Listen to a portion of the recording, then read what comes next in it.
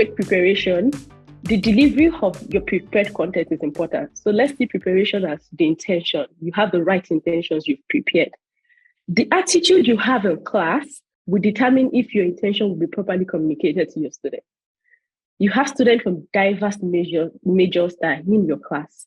So attitudes and characteristics like enthusiasm, motivation, commitment, confidence, these are characteristics that a TA must exhibit. And you get to transfer these attitudes to your students. Because when you're enthusiastic about what you do, when you are motivated, you show your student that I want to be in this lab. This is not a waste of your time, and it is not a waste of my time. Then they begin to see the relevance in the content. They enjoy being in the lab. And for some of the students, they're taking some of this major for different reasons. Some because they actually like taking the chemistry class, for an example. Some are taking it because they need the credits, because it's a pre-med class, for diverse reasons. So what's to make them prioritize your course instead of several other courses that they need to write exams for and do assignments for? They do that when they enjoy the class. So you don't want them to come to the lab just because they have to be there, because they need the credit, but because they actually enjoy and they see the value in being in the class.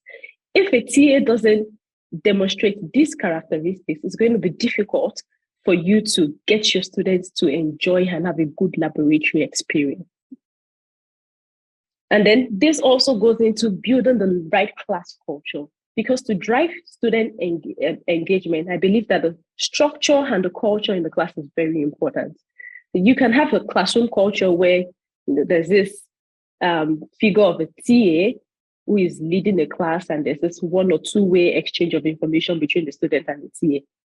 This looks very traditional, but the disadvantage in this part is that you can best believe that the students that are at the back of the class, they're probably not engaged, not paying attention, or they're doing the things that you don't even know. Now, how do you help to improve the class structure or the class experience for all the students, including every student in the class? Yes, you can decide to have a structure where you have students work in groups. However, to be efficient with this method, you need to select the group such that the group is not too large. Because the disadvantage of having too large group is you have some students who will not be as active as the other students, who will only rely on the participation of the other students, and they're going to get the grades from that. But the best way, which is also one of the ways we employ in University of Kentucky, is by creating a smaller group. So we have the students work in groups of 2, and then the TA is intentionally driving interactions and engagement between the peers. So you have students working in groups of 2 doing the assignment together, having the right group size, because if there are 2 students working together, it's going to be difficult for one student not to be working and the other student is the only one working. Unlike when you have a group of 4, 5, 6, and then you can have some not working, getting results from the other ones. Then driving and intentionally driving these interactions among the students also helps them to be comfortable amongst themselves. So you create a classroom where the average student feels at ease to express themselves, because some of the students come into the lab not knowing each other prior to the lab.